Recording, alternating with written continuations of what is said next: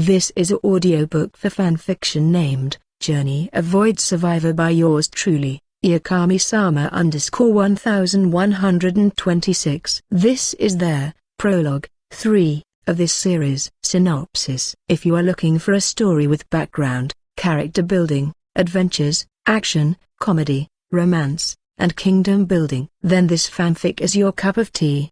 The MC is a poor man who is swept up by the Omni-level being's antics and thrown into the void due to the being's carelessness. In the void, he spent an uncountable amount of time before his soul is recovered by the higher being. Being granted all of his wishes by the being, Evan, our MC is now on a journey filled with adventure, comedy, and romance as he is indirectly pressured by the higher being to create a large family, deciding to enjoy it fully as he can. Tag alongside him on his journey. Let's continue the story. Prologue 3. After sighing at my current situation, thinking of a question I asked her, did I leave any family member behind in my past world? No, she started to gather some courage and continued, no, in the past you were an orphan. Well, that answer relieved some stress from my shoulders. I said to no one in particular as I always had this burden on my shoulder. What if I came here after my death and I have left behind a family in my world? So,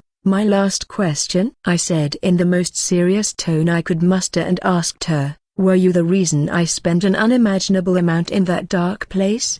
But first of all, what was even that place? The place you are talking about is called void. I mean in the literal sense. It is a place where all the things exist and nothing at the same time. There is no concept of time and space in that place, making it very difficult to navigate there even for an omniverse level being like me. It is also the reason why you spend an unimaginable amount of time there while it took me only 3 minutes to find your soul after you died. Akasha explained to me with patience. Okay, I understand, and thank you for taking me out of that place. I thanked her. And receiving her nod I continued, but, you really can't tell me anything. Why did you save me and who was I in my previous life? Sorry, but you need to find it yourself, Akasha said, coaxing me like a child. Seeing the disappointed expression on my face, Akasha said, don't worry, I am sure it wouldn't take too long to remember your past life as your soul has become very strong after you spend an unimaginable amount of time in the void. You should be proud of it. Even omniverse level beings are not able to do such a thing. Thanks. I thanked her for trying to cheer me up and it worked as my mood elevated a little. I looked around me,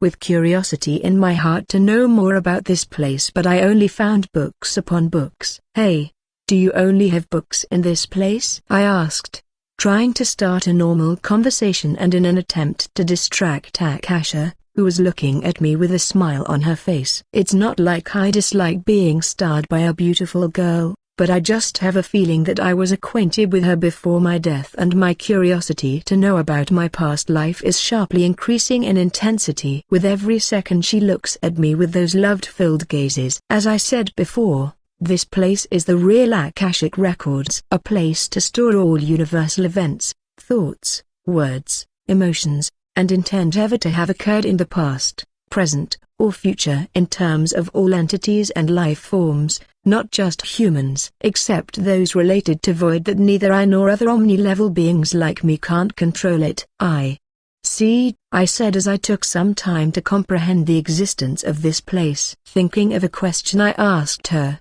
then, what about the 5 true magic from the Nasuverse that is created by its inhabitants in a try to reach the root? The latter of which is also used to grant the wish using the Holy Grail. Let's talk about the roots itself. Those conceptual roots are just a copy of the original thing, not comparable to this place. I use them to collect information from each universe. As for those so-called true magic, they are magic that deals with the natural laws of the universe themselves. As for the Holy Grail, it is created using the knowledge present in the root copies present in the Nasuverse, using which it connects itself to the throne of heroes of the particular reality in the Nasuverse. When a master uses Holy Grail to summon a hero, he or she uses its connection with the root to retract information about the body of that hero and use mana to create a temporary vessel for that hero. I see, that's very informative, I replied, digesting all the knowledge. Then as the fact that I am no longer in the void finally settled down in my mind,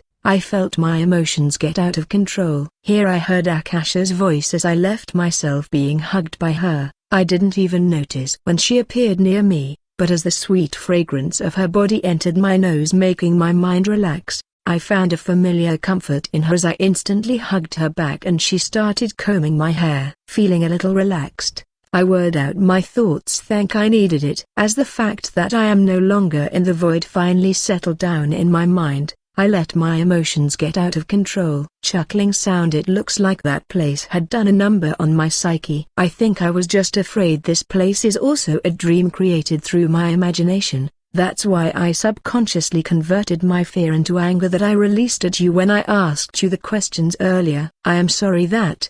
Please forgive me. I poured out all of my feelings in front of her as a few tears dropped out of my eyes, which only stopped a few moments after she hugged me back. We continued our hug for who knows how long until I got my emotions under control, after which I loosened my grip on her, which she also followed, and then we got separated. Here, let me clean your face, Akasha offered while taking a handkerchief out of nowhere and started cleaning my face even before I could thank her for helping me. Then as she was cleaning my face, I again felt all this very familiar. Then as I noticed how close we are, a question was raised in my head: how did we end up in this position? Now it's all clean, she said after cleaning the tear marks off my face, which I see with my eye as she shows me a mirror that she had just taken out of nowhere. In the mirror, I see the face of a handsome boy in his late teens with a fair complexion that of an Asian. My eyes are a unique shade of red with a natural feeling to them, as if they can see all the secrets of anything or anyone I lay my eyes on. These with my golden hair, I became the definition of handsome. Then I looked down at my body and found myself wearing a white t-shirt under a jeans shirt with little loose jeans down there and a pair of running sneakers that felt completely fit to my size and were very comfortable. Having taken a good look at myself, I focused on Akasha again, who I caught looking at me with a loving smile on her face. Seeing that, I felt a little uncomfortable, which I enjoyed for a second and then suppressed as I opened my mouth to repeat my last question. Akasha, can why? 99%, 100%. The world has selected Universe 33,747,832 Hot, aka High School of the Dead, has been selected for the trip. I am cut off by the system announcement, which caught the attention of both of us. Then as I looked at her, she had a sad smile on her face as she said, "Looks like our first meeting is about to end." But I am again cut off by the system. Initiating world travel. World travel will start in 60 seconds. 60s. 59s. Do not worry, it is not our last meeting. She cut me off even before I could say anything. Then she continued, "We will meet soon enough, and even before that can happen you can travel to this place by yourself if you can master the second magic that you have."